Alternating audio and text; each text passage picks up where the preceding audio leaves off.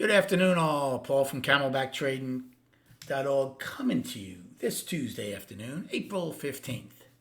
Looking at Window Trader's market profile of the ES and NQ. And as far as anything being accomplished today, the answer to that is no.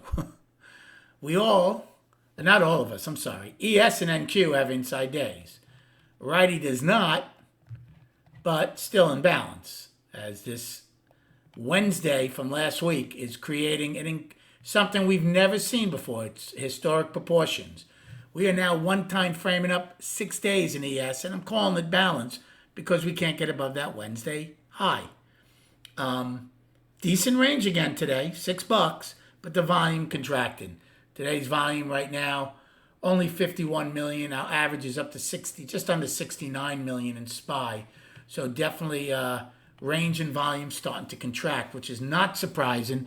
Also, with a holiday coming up, a lot of people take off this week and next week with a lot of the schools closed.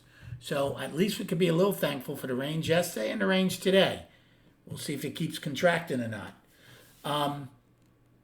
We said we were going to get chop inside of yesterday's range, right? We didn't say it after the fact. We warned you last night. We warned you this morning. Guess what? The entire day was chop inside of yesterday's range. ES literally pulled their value, though, in the last minutes to overlap in a lower by a little bit. NQ stayed unchanged. So again, we're going to treat this. It's an inside day, so you have to treat it like that, which means going into tomorrow, if you take out the inside day to the upside, again, maybe we have some energy to not only get yesterday's high, but Wednesday's high. We'll see. If we come out of it to the downside, though, and take out, say, Monday's low, then the danger becomes with now, did we fail at the balance high, and are we going to start rotating all the way down to the balance low?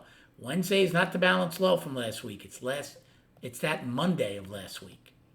So that's the danger if we start pulling lower. Same with NQ. We come out of it to the upside the inside day. Maybe we tackle the balance high. Plus, you'd put the weekly back to balance. To the downside, and you open up, again, a potential of other things happening. Again, one time framing up for 6 days, and 4 of them are literally inside of Wednesday's range from last week. So it still has not been resolved. I had a good day today, actually, with not a lot going on. I longed NQ in A period to go get the overnight high. We got above, opened up, came below the opening a little bit, started going up. I'm like, they're acting pretty good. I'm taking that long. And I got it. That was the only trade in A. Then in B period, I got my next staple play, which was A's high. I got the long to get that. And then made some money on an ebb and flow trade the first time. And then obviously, you had that big dump, which took out A's low. And I took a long there because I firmly did not expect to go trend down. And we didn't. So that was a good A and B period. That's for sure.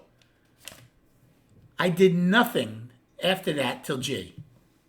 We just chopped C, D, E, F.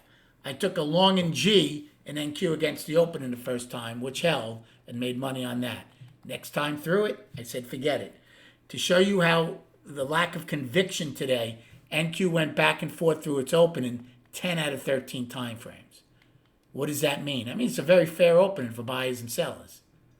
That's a lack of conviction by either side to take control of it. NQ actually stayed below the opening in the final 5 time frames, which the bears held. I then took a short in H to finally get the IB low. So I got all 3 of the staple plays, but I did them with very small lots. No way near my 5s. And then in J, I did take a long. I thought the sellers were pushing below B's low and not getting much. Now, we did make a new low in J, but I didn't expect to go trend. So in both J and K period, I took longs near their lows in NQ and made some money on them. Did it a bunch of times in J period, actually.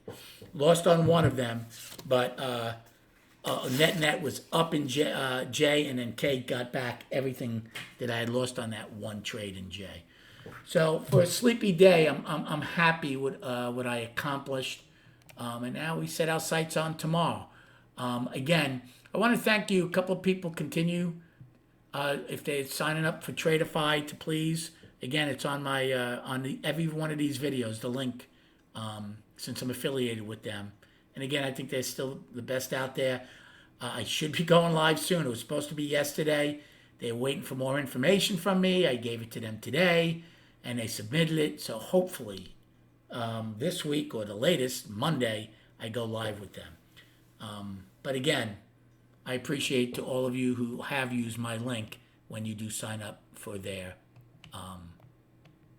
prop firm. Now, just quickly on the chart, we'll keep this one nice and short. Just going to show you the daily. So 4 days inside of Wednesday, 6 days one time framing up. Now 2 of those days are inside days, but that does not stop the one time framing up. So again, I have no problem you calling the daily up. This is probably definitely, if yesterday was the first time I ever said I called 5 days in a row one time framing up balance, well, it's certainly the first time I'm calling 6 days balance. But again, I'm going to, because until Wednesday's high gets taken out, nothing's getting resolved. The 20-day moving average is now below last Wednesday's high in SPY. So we will have to overcome that even to take that out and come out of balance. Hope you had a good day trading. Thank you so much for liking and subscribing to this channel. Enjoy your evening, and we'll speak prior to the opening tomorrow.